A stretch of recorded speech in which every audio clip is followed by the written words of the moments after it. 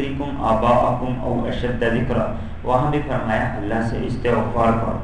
اب حج کیا ہے، کوئی گناہ تو نہیں کیا، فریضہ ادا کیا ہے، لیکن یہ استغفار اس لیے ہے کہ یا اللہ میرا یہ عمل تیرے شایان شان نہیں ہے، میرا یہ عمل تیرے شایان شان نہیں ہے، اب تو اپنی رحمت سے اسے قبول کر لے۔ نماز کے بعد بھی استغفار ہے کہ نماز تیرے شایان شان نہیں لیکن تو اسے اپنی رحمت سے قبول کر لے۔ اور آپ علیہ الصلوۃ والسلام کے بارے میں کیا آتا ہے کہ ایک ایک مجلس میں صحابہ فرماتے ہیں کہ آپ بیٹھے بیٹھے 100 مرتبہ استغفار پڑھ لیا کرتے ہیں۔ آپ علیہ الصلوۃ والسلام تو گناہ ہے ہی نہیں، یہ استغفار کس بات کا؟ یہ وہی بے اطمینانی ہے جس کے حوالے سے میں بات کر رہا ہوں کہ میرا عمل پتہ نہیں اللہ کی بارگاہ میں قبول ہے بھی یا نہیں قبول، پتہ نہیں اللہ کو میرا عمل پسند آئے گا یا نہیں پسند آئے گا۔ عبداللہ ابن عمر رضی اللہ تعالیٰ عنہ نے، تابعین علقمہ، انہیں یہ کہا کہ اگر اللہ سارے فرشتوں کو اپنے عذاب میں ڈال دے تو یہ ظلم نہیں ہوگا۔ علقمہ کہنے لگے عبداللہ ابن عمر رضی اللہ تعالیٰ عنہ سے، آپ اپنی بات کی ذرا مجھے وضاحت کر دیجئے کہ فرشتوں نے تو زندگی بھر ساری کی ساری زندگی، ساری کی ساری عمر اللہ کی اطاعت میں گزار دی، ایک پل بھی اللہ کی نافرمانی نہیں کی، اور پھر بھی اگر اللہ ان کو عذاب دے تو اللہ دے سکتا ہے، یہ ظلم نہیں۔ تو عبداللہ ابن عمر رضی اللہ تعالیٰ عنہ نے ارشاد فرمایا یہ بتاؤ کہ ان فرشتوں کو عبادت کی توفیق اللہ نے نہیں دی، ان فرشتوں کو عبادت پر اللہ نے قائم نہیں رکھا۔ فرمایا کہ یہ اللہ کی نعمتیں ہیں، اگر اللہ فرشتوں سے ان نعمتوں کے شکر کا مطالبہ کرے تو یقیناً فرشتے اللہ کی اس نعمت کا شکر نہیں ادا کر سکے اور نہیں کر سکتے ہیں۔ اسی لیے یہ روایات میں آتا ہے قیامت کے دن جب فرشتے جو اللہ کی عبادت میں مصروف ہیں، کوئی رکوع میں ہے تو ہمیشہ سے رکوع میں ہے، کوئی سجدے میں ہے تو ہمیشہ سے سجدے میں ہے، کوئی قیام میں ہے تو ہمیشہ سے قیام میں ہے، جب قیامت برپا ہوگی تو فرشتے کیا کہیں گے؟ ما عبدناک حق عبادتی، یا اللہ جیسے تیری عبادت کا حق تھا ہم تیری عبادت نہیں کر سکتے۔ تو فرمایا کہ اگر اللہ فرشتوں کو عذاب دے تو یہ اللہ کا ظلم نہیں ہوگا، اس لیے کہ سب کچھ اللہ ہی نے تو دیا ہے۔ ہارون الرشید سے 3 بر اعظموں کے حاکم، ہارون الرشید سے کسی نے پوچھا کہ اگر ایک پانی کا پیالہ ہو، شدید پیاس ہو، شدید گرمی ہو، پانی کہیں میسر نہ ہو اور تمہیں وہ پیالہ قیمتاً مل رہا ہو تو کیا قیمت ادا کرو؟ ہارون الرشید نے کہا اپنی آدھی بادشاہت دے دوں گا، آدھی بادشاہت دے دوں گا۔ تو اس نے دوسرا سوال کیا، پانی کا پیالہ مل گیا، آدھی بادشاہت دے دی، اب یہ پانی کا پیالہ پیٹ میں رہ گیا، اب پیشاب کے راستے یہ باہر نہیں آ رہا، اب کیا کرو گے؟ تو اس نے کہا میں اپنی آدھی اور بادشاہت بھی دے دوں گا۔ تو اس نے کہا کہ دیکھو تمہاری اتنی بڑی بادشاہت ہے اور ایک پیالہ اس کے بدلے میں تم نے یہ ساری کی ساری دے دی، تو دیکھو انسان کو اللہ نے جو نیکیاں، انسان کو جو اللہ نے نعمتیں دی ہیں، کون سی نعمت کا انسان شکر ادا کر سکتا ہے؟ تو 5 نمازیں انسان کی ساری نعمتوں کے شکر کے لیے کافی ہیں۔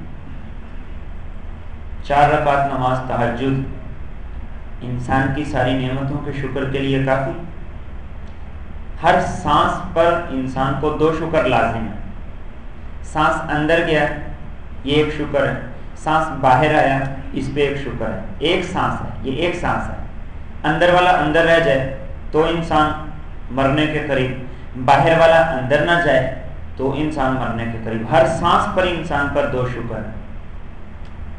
تو پھر انسان یہ سمجھے کہ میں نے 5 وقت کی نماز پڑھ کے اللہ پہ احسان کر دی، پھر انسان یہ سمجھے کہ میری 5 وقت کی نماز بڑی کافی ہے، اسی سے گزارا چل جائے گا۔ تو یہ بے اطمینانی مومن کے اندر ہوتی ہے کہ اپنا عمل بھی مومن کرتا ہے لیکن اس کو اطمینان نہیں ہوتا، وہ یہی سمجھتا ہے کہ میری عبادت تو بہت تھوڑی ہے، اور جب یہ کیفیت انسان کے اندر پیدا ہو جائے گی تو میں اور آپ سوچئے کہ اگر یہ کیفیت میرے اور آپ کے اندر پیدا ہو جائے تو کیا پھر ہم تھک جائیں گے عبادت کرتے؟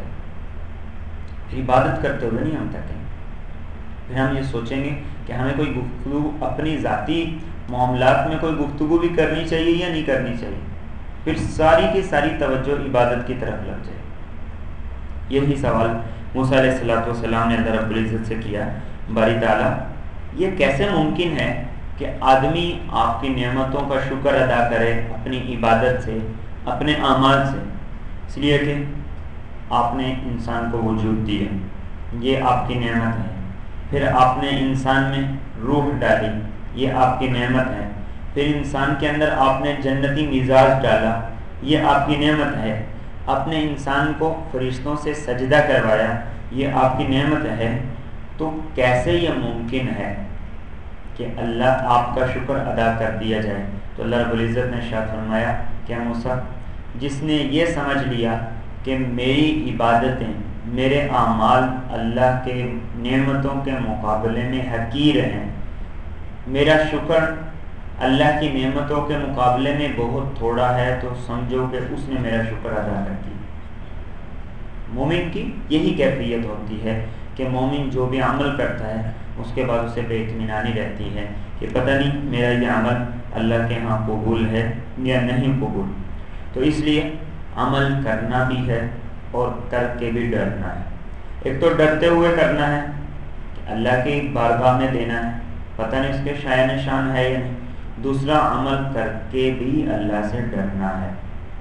اب یہ ڈرنا یہ ہے کہ پتہ نہیں یہ اللہ قبول کرے گا یا نہیں کرے گا, پتہ نہیں میری جو زندگی بھر کی نمازیں ہیں, پتہ نہیں وہ پرانے کپڑے میں لپیٹ کر میرے منہ پہ مار دی جاتی ہیں یا اللہ کی بارگاہ میں قبول ہے. لوگوں کی نگاہ میں تو میں نمازی ہوں, پتہ نہیں اللہ کی نگاہ میں نمازی ہوں یا نہیں ہوں. اصل تو اللہ کے ہاں ہے, لوگوں کے ہاں تو میں حاجی ہوں, لیکن پتہ نہیں اللہ کے ہاں میرا حج قبول ہے یا نہیں. لوگوں کی نظر میں تو بڑا سخی ہوں, پتہ نہیں اللہ کو میری سخاوت قبول ہے یا نہیں قبول. لوگوں کی نظر میں تو بڑا علم والا ہوں, اللہ کی نگاہ میں میرا علم قبول ہے یا نہیں قبول. یہ بے اطمینانی مومن کے اندر ہوتی ہے. تو قرآن کریم نے بھی کہا انما المؤمنون الذین اذا ذکر اللہ وجلت قلوبہم. مومن ہی اس وقت بنتا ہے جب کہ وہ اپنے اعمال کو اللہ کی نعمتوں کے مقابلے میں حقیر سمجھتا ہو, چھوٹا سمجھتا ہو, اور اپنے اعمال کو دیکھ کر مچھلی کی طرح وہ تڑپ جائے کہ ہائے ہائے بڑی کمزوری ہے, بڑی کوتاہی ہے. پھر اللہ کہتے ہیں بندے اب تو نے ٹھیک کی.